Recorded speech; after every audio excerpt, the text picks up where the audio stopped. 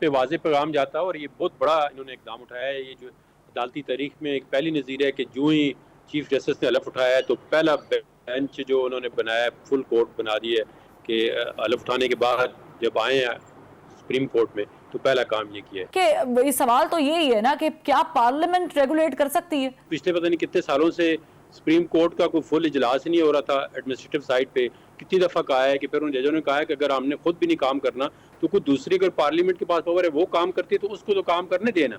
ये वहाँ पे क्वेश्चन उठा है कि या तो अगर हम खुद बना लेते तो फिर पार्लियामेंट को क्या जरूरत थी इस काम की कि वो करते। एक बात तो उनकी ठीक है, चीफ जस्टिस साहब खुद कहते हैं कि यार अगर मैं बेंच में अपनी मर्जी शामिल कर जाता हूँ, मैं कहता हूँ जी एक केस, अब हमारे कई केस है 20-20 साल से नहीं लग रहे, एक बड़े बड़े 2-4 वकील स्टे लेके चले जाते हैं। अब मेरे अपने जाती केस हैं, 2001 का एक केस चल रहा है जिसमें लोग जो है उसमें थाउजेंड्स ऑफ लोग जो है नवाब आम की जो जदात है उसमें इन्वॉल्व है। अब देखना ये तो नहीं है कि आप एक फाइल पे कोई जस्टिस साहब बैठ जाएं तो वो केस जब भी अर्ली हियरिंग एप्लीकेशन दे वो कहते हैं जी डिसमिस।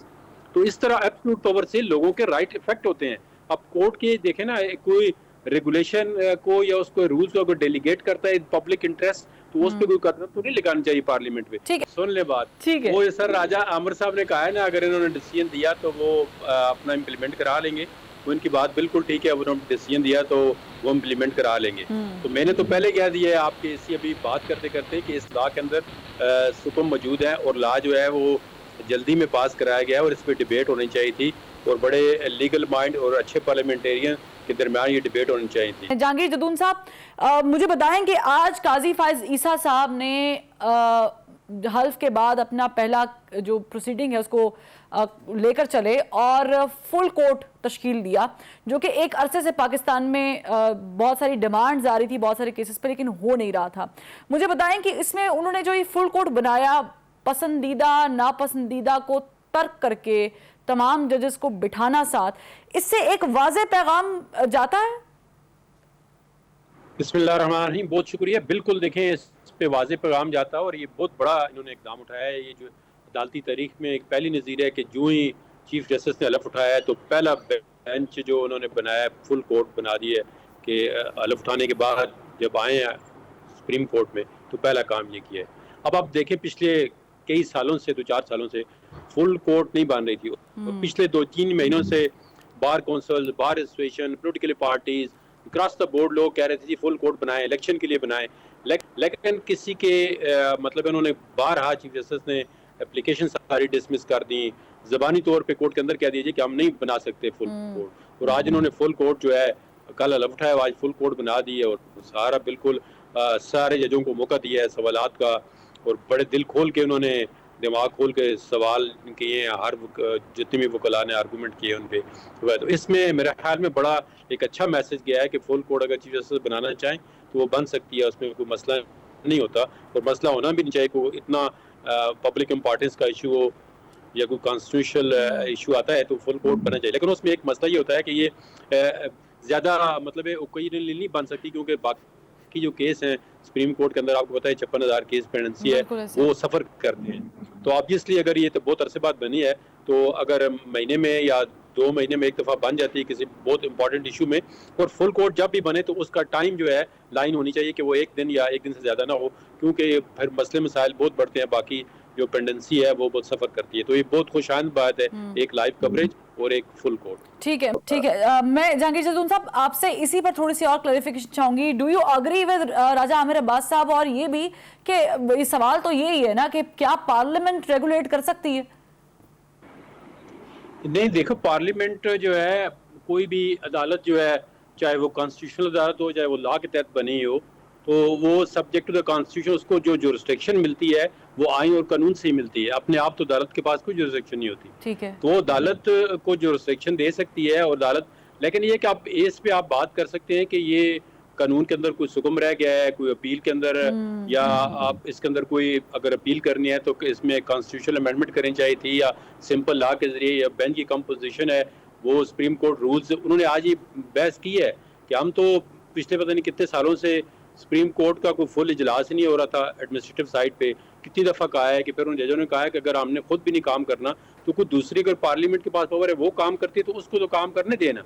ये वहाँ पे क्वेश्चन उठा है कि या तो अगर हम खुद बना लेते तो फिर पार्लियामेंट को क्या जरूरत थी इस काम की कि वो करते। इन्होंने कहा आप फुल कोर्ट पहले बैठती थी, आप पूछे ना राय साहब से कितनी दरखास्तें लोगों ने आके दी हैं कि जी आप फुल कोर्ट बैठा दें, कोई नहीं बैठाता। अब यही चीफ जस्टिस की देखना एब्सोल्यूट पावर तो नहीं होनी चाहिए, वो आज दिन तक जो भी अर्जेंट एप्लीकेशन देती है वो कहता है जी डिसमिस जी, बताते ही नहीं है एक्सेप्ट हो गई नहीं हो गई। चीफ जस्टिस के पास देखें जब भी कभी एब्सोल्यूट पावर किसी बंदे के पास भी होगी, अगर कोई पावर रेगुलेटरी होती है, डेलीगेशन होती है, इसमें कोई हर्ज नहीं है, वो तो सुप्रीम कोर्ट के पास ही पावर है।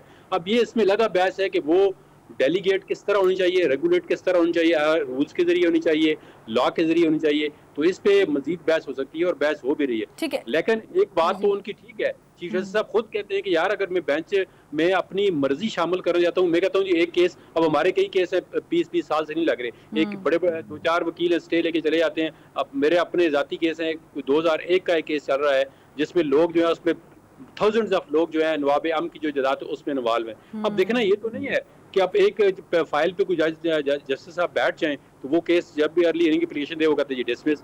तो इस तरह एब्सोल्यूट पावर से लोगों के राइट इफेक्ट होते हैं।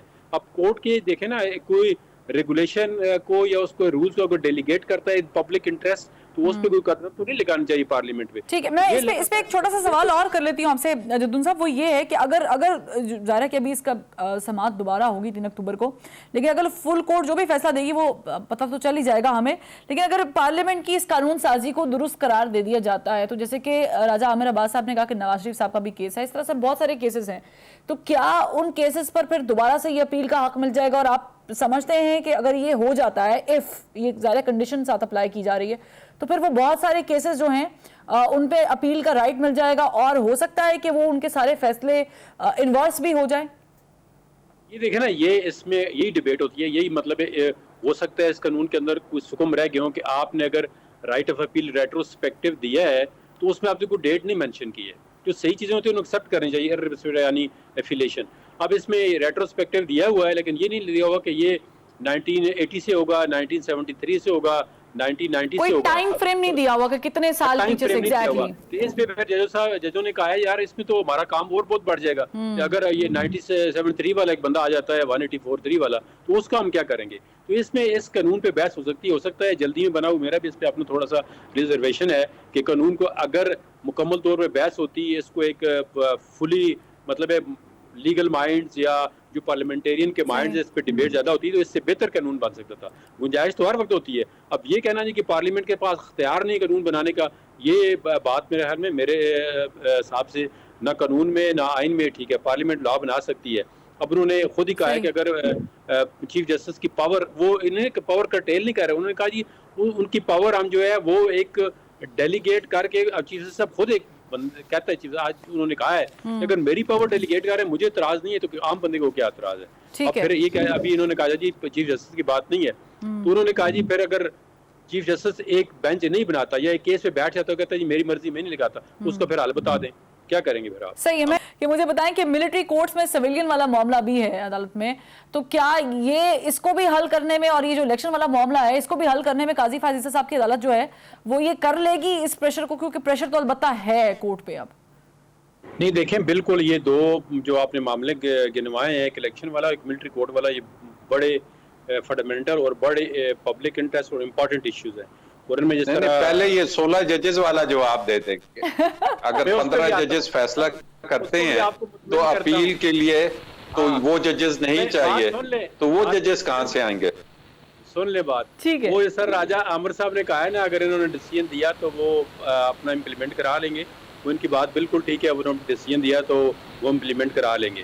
तो मैंने तो पहले कह दिया है आपके इसी अभी बात करते करते कि इस लॉ के अंदर सुकून मौजूद है और लॉ जो है वो जल्दी में पास कराया गया और इस पर डिबेट होनी चाहिए थी और बड़े लीगल माइंड और अच्छे पार्लियामेंटेरियन के दरमियान ये डिबेट होनी चाहिए थी। इसमें ये बात ठीक है कि अगर आज ये फुल कोर्ट ने जब एक बात करी तो अपील तो आई नहीं है, फिर ये आज ये बात हुई है तो फिर ये सेक्शन जो है ये रिडेंडेंट हो जाएगी। अगर देखें ना, एक बेंच चलो फुल कोर्ट नहीं बनती, 9 मेंबर बेंच बन जाता है तो उसकी अपील कौन सुनेगा?